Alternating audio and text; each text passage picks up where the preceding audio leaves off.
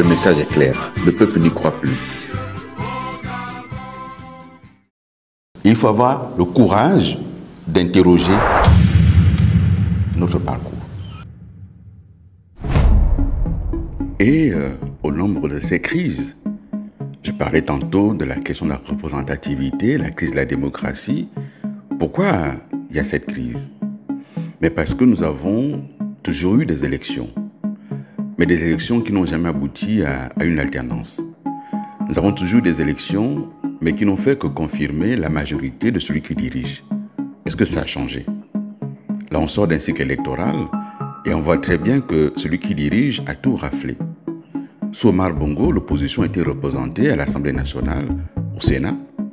Sous Ali Bongo, malgré les boycotts prônés régulièrement par l'opposition, en 2011, en 2018, une partie de l'opposition a appelé à ne pas aller aux élections, mais malgré cela, l'opposition était représentée avec des groupes parlementaires. Là, il va y avoir 2 chambres du Parlement sans aucune voix de l'opposition. C'est une crise de la démocratie. Et donc, cette crise de la démocratie, elle va nécessairement s'accentuer parce que les Gabonais ne se sentiront pas représentés. Il y a la crise de la justice, qui a fait partie également de ce qui a contribué à éloigner les citoyens des dirigeants.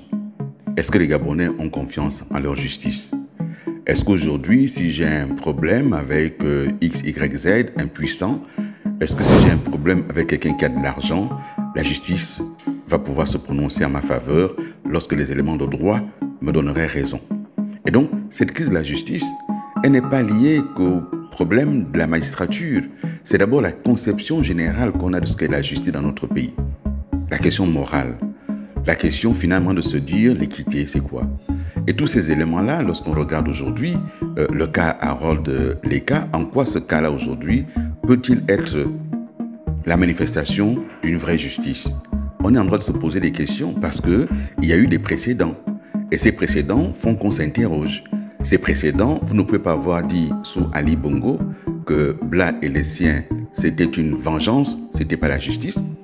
Et ne pas considérer que la question liée à Sylvia, Noureddine et les autres est elle aussi une vengeance, c'est pas la justice.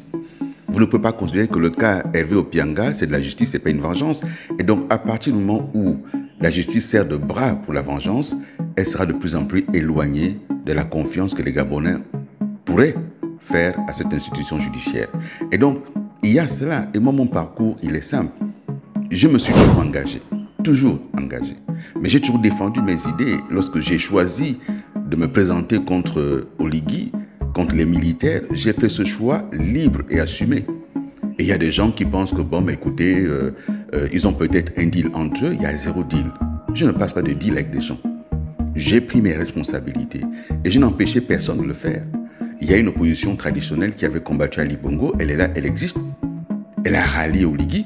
Il y a d'autres opposants qui sont là. Je n'empêchais personne d'être candidat. J'étais candidat pour présenter un projet au Gabonais et pour dire aux populations, voici ce que je pense. Je n'ai pas gagné cette élection. Écoutez, j'en prends toutes les leçons, mais je vais me préparer. Et donc, M. Oligui, il n'y a aucun contrat, il n'y a aucun sous-entendu avec Billy Biz.